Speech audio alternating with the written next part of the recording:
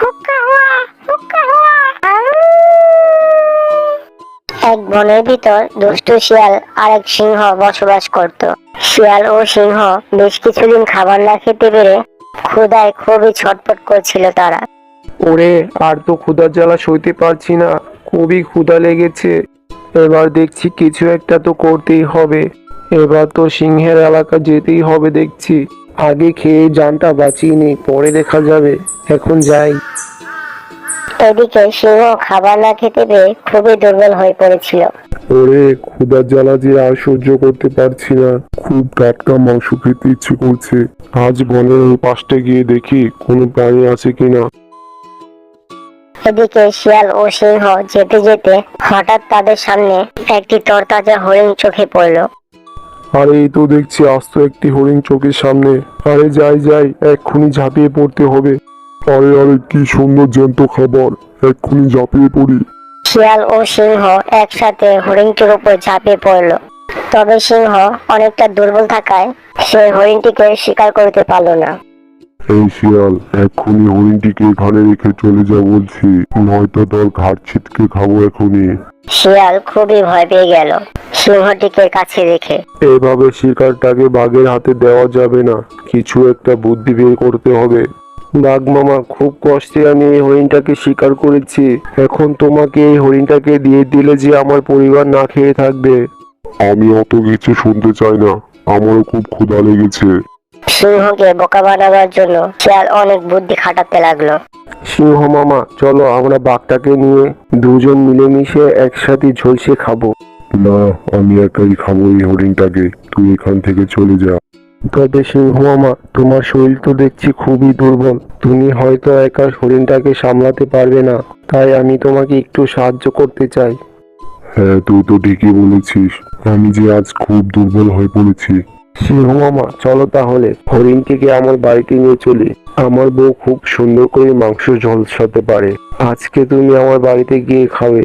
তাই নাকি? চল তাহলে। সিংহ ঠিকই শিয়ালের খপ্পরে পড়ে গেল। শিয়াল ও সিংহ মিলে হরিণটাকে শিয়ালের বাড়িতে নিয়ে গেল। শিয়ালের বাড়িতে বসবাস করত শিয়ালের বউ আর তার একটি ছোট ছানা। ওমা, আমার না খুব খিদে পেয়েছে, ক্ষুধার জ্বালা যে পেট ছটফট করছে।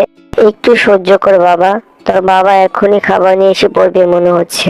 ছেলেটাকে যে কবে ধরে খাবার খাওয়াতে পারছি না, হায় রে কপাল। এখন আমি কি করব, কোথা থেকে খাবার এনে দিব? বউ, কোথায় গেলে? দেখো কাকে নিয়ে এসেছি, একটু বাইরে এসো। কি গো, কি হয়েছে? কাকে নিয়ে এসেছো? এই কি, বাঘ মামা এসেছে কেন এখানে? এই দেখো, আজকে আমরা বনের ভিতর থেকে একটি হরিণ শিকার করেছি। বাঘ মামাকে আজকে আমরা খুব সুন্দর করে হরিণটিকে ঝলসে রান্না করে খাওয়াবো, তাই বাঘ মামাকে বাড়িতে নিয়ে আসলাম। ওমা, তাই নাকি? খুবই ভালো করেছে তাহলে। সিংহ মামা, তুমি তাহলে এখানে কিছুক্ষণ শুয়ে অপেক্ষা করতে থাকো, আমরা ভিতর থেকে হরিণটিকে ঝলসে রান্না করে নিয়ে আসছি। ঠিক আছে, তাহলে আমি এখানে শুয়ে আছি। এরপর শিয়াল আর তার বউ মিলে হরিণটিকে রান্না করবার জন্য ভেতরে নিয়ে গেল।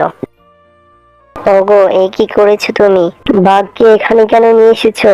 বউ, আর বলো না, খুব বাঁচা বেঁচে গেছি। কেন, কি হয়েছে গো? শোনো তাহলে। এরপর শিয়াল তার বউকে শিয়াল ও সিংহর ঘটে যাওয়া সব ঘটনা খুলে বলল। ওমা, তাই নাকি? তাহলে তো খুব বাচ্চা বেঁচেছো। আর ওই সিংহ দেখা যাচ্ছে খুব ক্ষুধার্ত। সিংহ যদি আমাদের কোনো ক্ষতি করে দেয়? ঠিকই বলেছো বউ, এখন আমাদের কিছু একটা বুদ্ধি বের করতে হবে। চলো এখন তাহলে আমরা হরিণটাকে এভাবেই খেয়ে ফেলি, খাওয়া দাওয়া করে এখান থেকে এখনই ভাগি। এই কি বলছো তুমি? আমরা খেয়ে নিলে সিংহকে কি খাওয়াবে? আমার মাথায় একটি খুব সুন্দর বুদ্ধি এসেছে। আগে এখনই হরিণটাকে খেয়ে শেষ করে নি, পরে কি করতে হবে তোমাকে বলছি। শিয়াল এভাবে বুদ্ধি খাটিয়ে হরিণটাকে সিংহকে না দিয়ে তারা একে খেয়ে নিল। আর এদিকে সিংহর বেশ ক্ষুধা লাগাতে অনেক ছটফট করছিল। আর যে ক্ষুধার জ্বালা সহ্য করতে পারছি না, শিয়ালকে ডেকে দেখি তো কত দূরে এগুলো। এই শিয়াল, খুব ক্ষুধা লেগেছে আমার, খাবার হয়েছে কি? ওগো, এখন কি করবে? সিংহ যে আমাদের ডাকছে, খাবার তো সব খেয়ে নিলাম, এখন কি করবে বলো? হ্যাঁ বলছি, শোনো, ওই পানির পাত্রটা নিয়ে সিংহকে নিয়ে দাও। সিংহকে বলবে যে আমাদের বাসায় পানি নেই, তাই ওই কূপ থেকে পানি নিয়ে আসতে। আর বলবে পানি নিয়ে আসতে আসতেই খাবার হয়ে যাবে। আর এই ফাঁকে আমরা এখান থেকে পালাবো। ওগো, খুব সুন্দর বুদ্ধি বের করেছো তো। তোমাকে যা করতে বললাম তুমি তাড়াতাড়ি উঠেই করো। ঠিক আছে, এখনই করছি।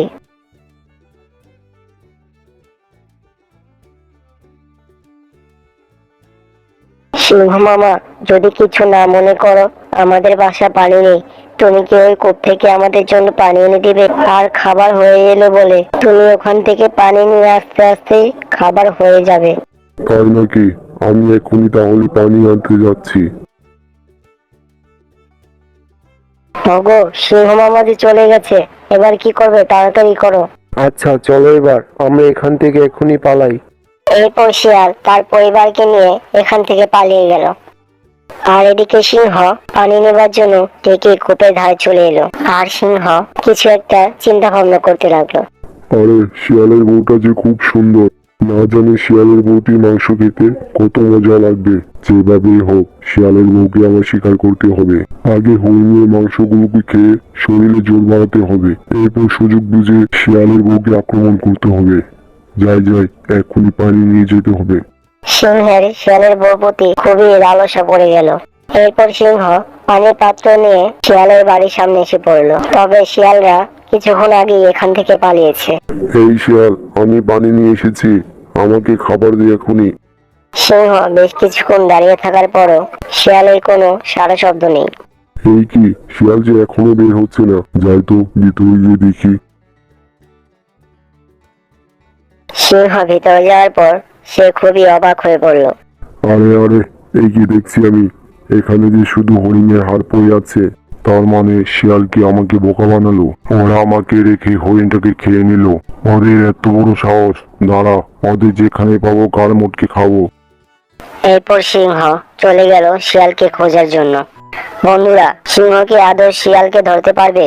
আর সিংহকে শিয়াল বোকা বানিয়ে কি ঠিক করেছে? কার্টুনটি যদি ভালো লেগে থাকে তাহলে এখনই সাবস্ক্রাইব করে দাও চ্যানেলটি।